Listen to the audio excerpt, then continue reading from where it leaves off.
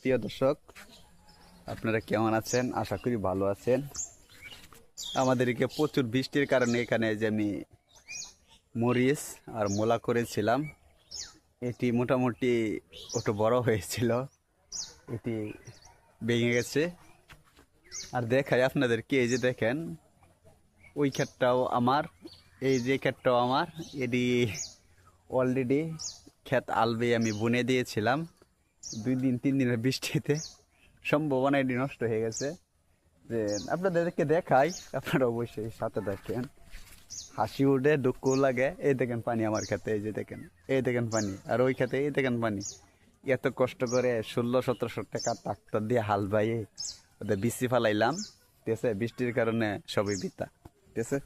তার বাদে এখানেও আছে, এই যে এখানে বেঙ্গা করেছিলাম, এই উঠেছে, আগে বাগে লাগিয়েছি। দেখেন, এ দেখেন, ঠিক আছে?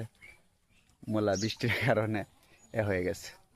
তো অবশ্যই আপনারা আমাদের সাথে থাকবেন, অবশ্যই আমাদেরকে ভালোবাসা দিবেন, অবশ্যই আমরা আপনাদের পাশে থাকবো ইনশাল্লাহ।